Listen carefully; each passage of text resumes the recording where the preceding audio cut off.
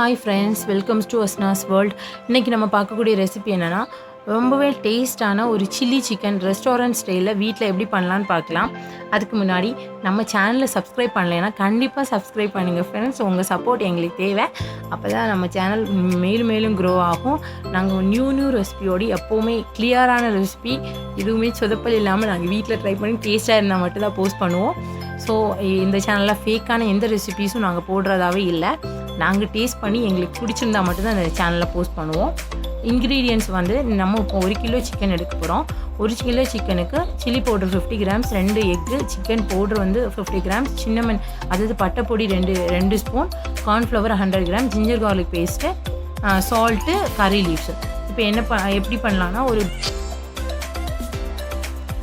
2 egg உடச்சி ஊற்றிட்டு அப்புறம் வந்து 2 ஸ்பூன் வந்து ஜிஞ்சர் பேஸ்ட்னா 1 ஸ்பூன் கார்லிக், 2 ஸ்பூன் இஞ்சி விழுது அப்படின்னா 1 ஸ்பூன் பூண்டு அரைச்சது, அப்புறம் வந்து சில்லி பவுடர் ஆட் பண்ணியிருக்கோம். சில்லி பவுடர் ஆட் பண்ணிட்டு சிக்கன் பவுடர் நான் சொன்ன அளவே தான், chicken powder 50 grams. Chilli powder ஜாஸ்தியாக கூட நீங்கள் போட்டுக்கலாம். அப்புறம் வந்து பட்டை கிராம்பு பொடி, இது ஜாஸ்தியாகவே போடக்கூடாது பட்டை கிராம்பு பொடி, ஏன்னா கொஞ்சம் கசப்பு மாதிரி இருக்கும். அதனால் அளவான பட்டை கிராம்பு பொடி ஆட் பண்ணிக்கோங்க. அப்புறம் வந்து தேவையான அளவு சால்ட்டு. இவ்வளோ தான் இதுக்கான தேவையான இன்க்ரீடியன்ட்ஸ். நாங்கள் வந்து 2வது சில்லி பவுடர் ஆட் பண்ணோம். எங்களுக்கு ஸ்பைஸ் கம்மியாக இருந்ததுனால நீங்கள் வந்து டேஸ்ட் பண்ணி பார்த்துட்டு உங்களுக்கு எவ்வளோ தேவையோ அவ்வளோ மாதிரி ஆட் பண்ணிக்கோங்க. நம்ம வந்து தண்ணி ஆட் பண்ணாமல் இந்த முட்டையோட அந்த தண்ணியிலேயே வந்து இதை மிக்ஸ் பண்ணிக்கிறோம் இந்த மசாலாவை. உங்களுக்கு தேவைப்பட்டுனா நீங்கள் லைட்டாக வந்து ஃபுட் கலர் ஆட் பண்ணிக்கலாம், ரெட் கலர்.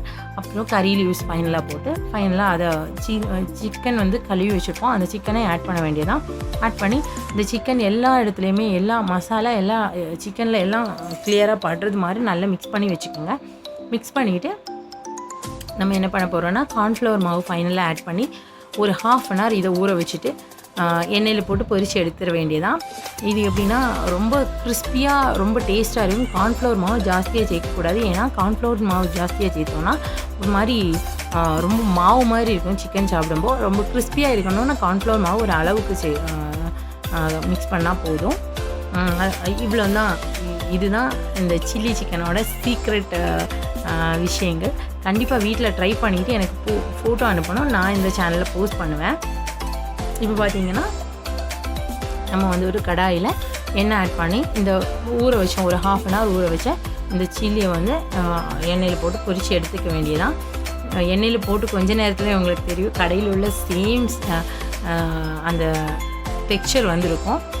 பாருங்கள் ஃப்ரெண்ட்ஸ், ரொம்பவே டேஸ்டான